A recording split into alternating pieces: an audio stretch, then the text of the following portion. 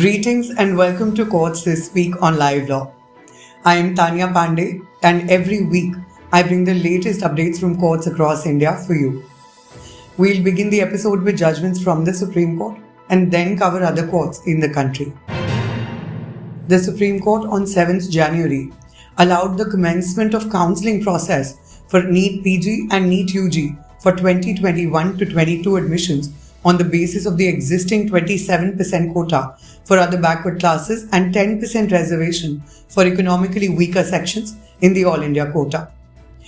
The court upheld the constitutionality of 27% OBC reservation. As regards criteria to determine economically weaker sections, which was Rs 8 lakh gross annual income cutoff, the court allowed the existing criteria to operate for the current admission so as to not delay the admission process any further. However, future applications for EWS criteria, which have been stipulated in the Office Memorandum of July 2019, will be subject to the final outcome of the petitions. The judgment was pronounced by a bench of Justices D.Y. Chandrachud and A.S. Bopanna. The Supreme Court has allowed petitions challenging the constitutional validity of the National Minority Commission Act 1992 to be transferred from the Guwahati, Meghalaya and Delhi High Courts to itself. A bench of Justices Sanjay Kishan Kaul and M.M. Sundaresh was also hearing a connected matter wherein the provisions of National Commission for Minority Education Institution Act 2004 were assailed. The bench has granted 4 weeks' time to the Union of India to file counter affidavit and 2 weeks' time thereafter for the rejoinder. The registry was directed to list the matter after 7 weeks. A Supreme Court bench of CJI N.V. Ramana, Justice Suryakant and Justice Hima Kohli on 6th January allowed a 3-month extension of the tenure of the second National Judicial Pay Commission constituted by the court to review and submit its reports with regard to the service conditions in the subordinate judiciary. The commission formed by the Apex Court has already submitted its report on issue of pay, pension and allowances and service conditions with reference to subordinate judiciary, but it is yet to submit its report regarding issue of work methods and work environment, etc. The Supreme Court bench of Justices A.M. Khanvilkar and C.T. Ravi Kumar has observed that if a person is deprived of possession of his property on account of acquisition of land, he should be paid compensation immediately, and if the same is not paid to him forthwith, he would be entitled to interest on the compensation amount from the date of taking possession of the land till the date of payment. The issue before the court in this case was whether the liability to pay interest commences from the date of taking possession or only from the date of award. The court answered this in favor of the former. The Supreme Court on 6th January allowed the special leave petition filed by the Centre challenging Calcutta High Court's order of setting aside the order passed by the CAT Principal Bench to transfer former West Bengal Chief Secretary Alpan Bandyopadhyay's petition from Kolkata Bench to New Delhi. The bench of Justices A.M. Khanvilkar and C.T. Ravi Kumar set aside the judgment of the Calcutta High Court, which had granted relief to Bandyopadhyay. The top court held that the Calcutta High Court lacked territorial jurisdiction to set aside the transfer order passed by CAT Principal Bench at New Delhi.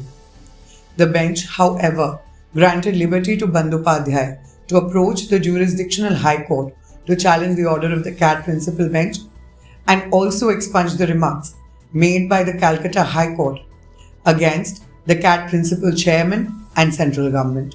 The court also held that any decision of a tribunal, inclusive of one passed under Section 25 of the Administrative Tribunals Act 1985, can only be scrutinized by a High Court which has territorial jurisdiction over the tribunal in question. Let us now go over judgments from the High Courts and other courts. The Delhi High Court has dismissed a PIL filed by BJP MP Subramanian Swamy seeking to quash the Air India disinvestment process.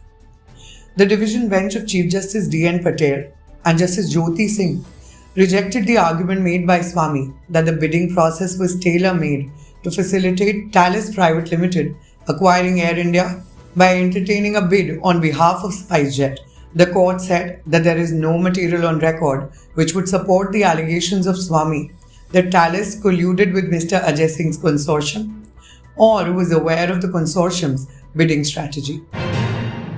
The Allahabad High Court has recently held in a case challenging land acquisition proceedings that private interest has to give way to the larger public interest.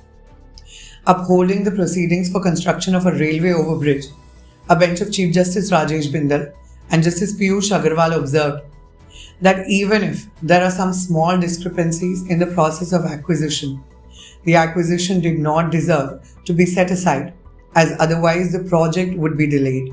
While dismissing the petition, the court considered that 45% of the project work had been completed and that there is no house constructed on the petitioner's land till now. The Karnataka High Court has said that a life convict, on being sentenced for escaping from prison on grant of parole leave, cannot claim that his subsequent sentence, less severe in nature, runs concurrently with the prison term he was undergoing. The bench of Justice H.P. Sandesh held that an escaped convict cannot seek the benefit of Section 427, subsection 2 CRPC, which says that the subsequent sentence of a person already undergoing imprisonment will run concurrently. The court held that this provision is not available to an escaped convict.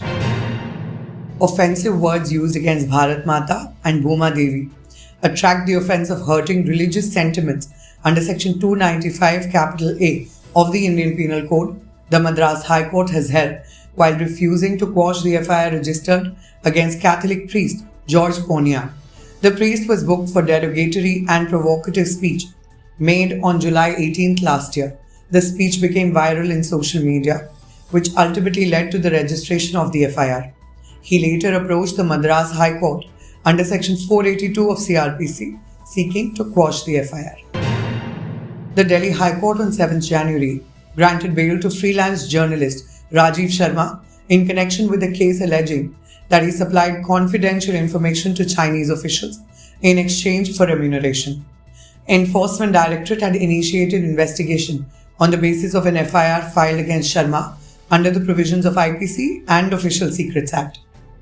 The judgment had been reserved by Justice Mukta Gupta on December 21, 2021.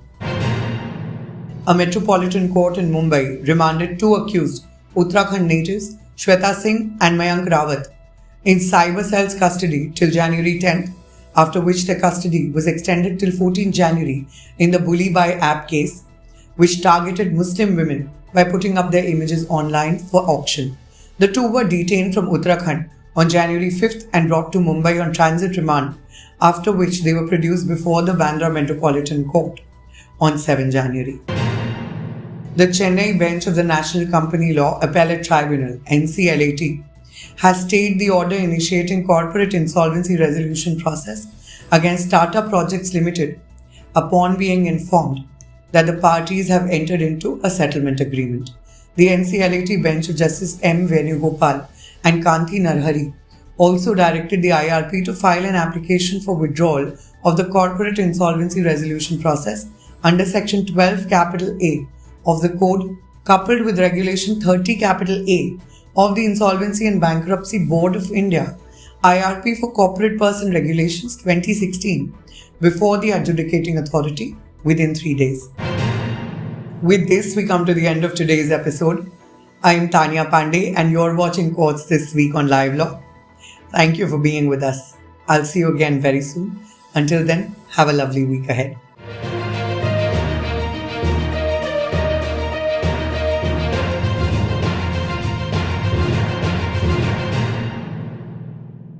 Subscribe to our channel and press the bell icon to never miss a video from LiveLaw.